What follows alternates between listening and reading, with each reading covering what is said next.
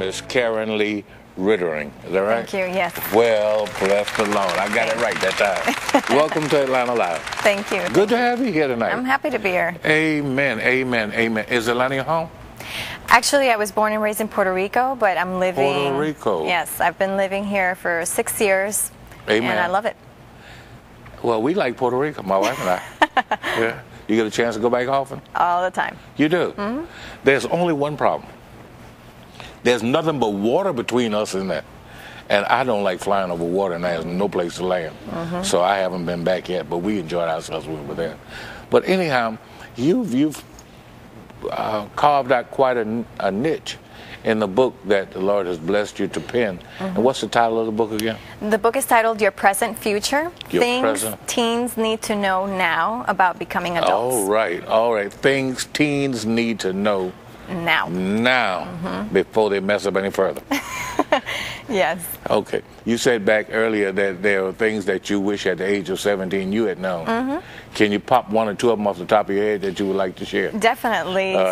One of the things that led me to write the book is precisely the experience I had with my decisions going to college, what I decided to study, and what I could do with that once I finished studying, and all the process I had to go through to make it work for me, and also to go back and see how I could study something else or make arrangements so that I could make a career out of what I had studied. Right.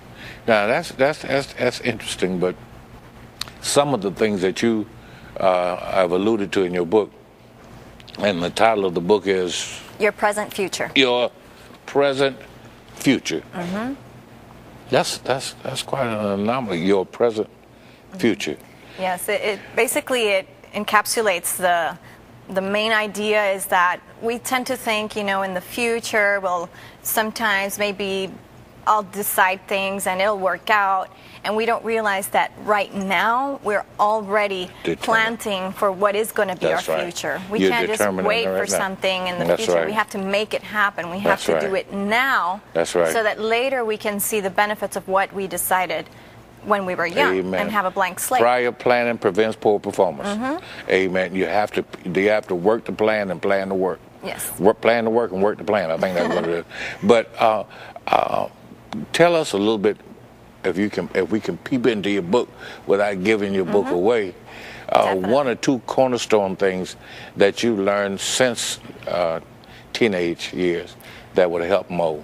Well, it might be a little bit hard to pinpoint just those two, but I talk about different areas of life that I think of the adult life that I think are the most essential. Things like getting to know yourself, how to make decisions, how to set smart goals, about college, about career. I talk about finances, which is the big one that we see that sometimes, we can carry the consequences of bad financial decisions early in our lives if nobody tells us, if nobody explains to us what we can expect or how we can avoid some financial mistakes. We'll be carrying that on for many, many years. Yes. So I talk about that. I talk about even health, relationships, marriage, parenting, just all those little things that make up the adult life, and that someone has to explain to the kids what they can expect in this transition into adulthood to make it a smoother experience and nothing that will come as a surprise. It makes a lot of sense because the decisions they make now will determine how they will live later, where they will live, and the quality of life that they'll have to a great extent. And these next 4 to 8 years in the lives of teens, from high school to freshman, second year of college, those years basically determine the rest of your life. That's right. You can still, I'm pro making changes, and as long as you're alive, you can make changes. But it's harder once you have children and once you have more responsibilities to go back to those prime years when you could have done or you should have done X or Y and do that. So these years are very critical, and that's what I'm trying to share with the teens, is to realize this, because you don't realize it. You spend all your day on Facebook and doing just, you know, regular teen stuff, which is okay. It's normal. It's not that you should be a bore. But time you begins should to try rule to us. think about these things and get the tools and get mentors and people to help you find the right track from an early age. But now this book is not geared directly only toward the teens. It's also to their parents and other adults who will impact their lives. Yes, I've had adults read it, and they say, I wish I would have read it when I was 17. Definitely adults are more than welcome to read it, because sometimes even adults don't understand these things, and they make the mistakes because nobody taught them, and so they don't have the tools to teach their children or their grandchildren, because they themselves don't understand some of these things. And it could be a good tool for them. But primarily the goal is to get teens to read it and to hopefully impact the life of some teenager who, because of it, makes a better decision and has a brighter future. Well, I think it's unique, because not enough people have attempted to, in a very straightforward, simplistic form, spell out A, B, C, D, do this, don't do that, do this, don't do that, in an attempt to help avert. Now, it's not going to help everybody, because some folks, no matter what you tell them, they're going to do what they want to do anyway. But I thank God that some will listen, and listening then will impact them later on down the road. How do folks get their hands on your book? They can get it online. They can visit the website, which is yourpresentfuture.com, and find a link there to buy it on Amazon. They can buy it on lulu.com. And actually right now, August 3 and 4, I have a promotion where they can download the Kindle version of the book for absolutely free. So if they go to Amazon.com and look for the Kindle version of Your Present Future, they can download it free. And, you know, kids have Kindle readers on their phones, or if they have the Kindle, there's ways to read the book. And so I want to make it available to as many people as possible, have them read it, share it with their friends, buy it for a teen in their lives, or buy it, you know, for those that are starting college now.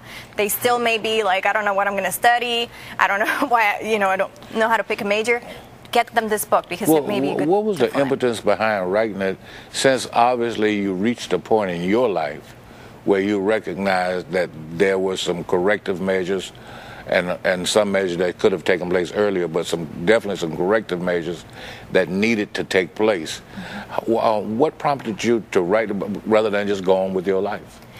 Well, I used to work with teens in Puerto Rico, and I've worked with teens for many, many years. And I get calls from teens all the time asking me about these things, and I get to share with them my experience and to try to say, no, here's what you could do.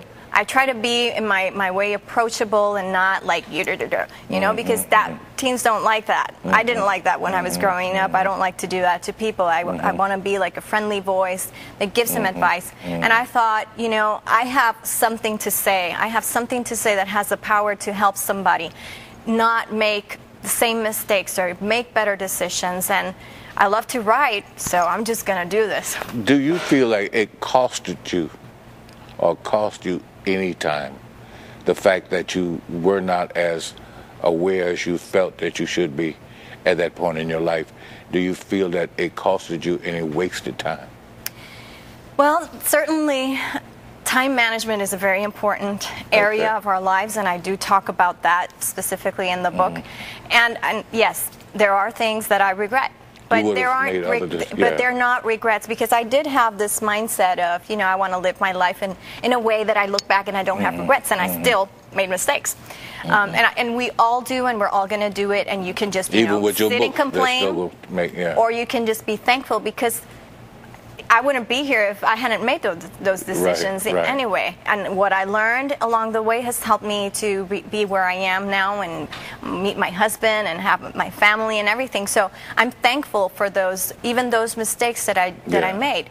But you learn from them, and then then you decide, okay, not anymore. With no test, there's no testimony. And it's always good to talk with an author who is writing out of their personal experience. It's a different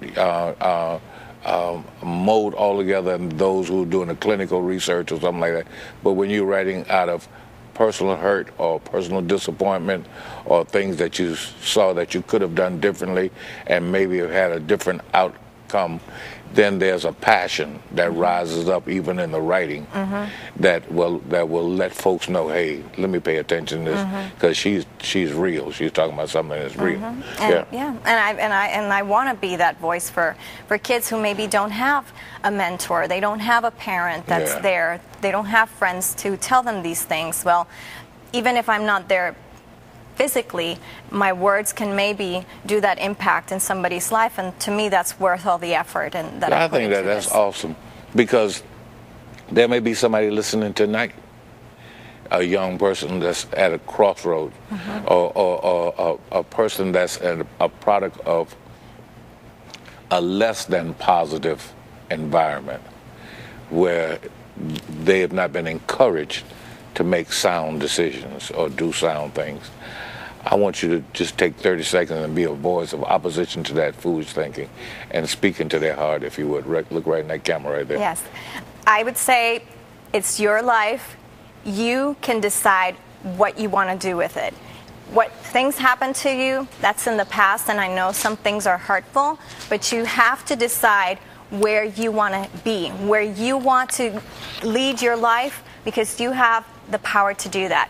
You can't just sit around and wait and see what happens. You have to plan, decide for it, put it in God's hands, and just go for whatever it is that you have in your heart. Plan for it. Plan for it. Plan for it. Your future has already started. Success starts now. Amen. Amen. Amen. And I would hope that there would be another book in the offing, one that would start with the 8 and 9 and 10-year-olds, because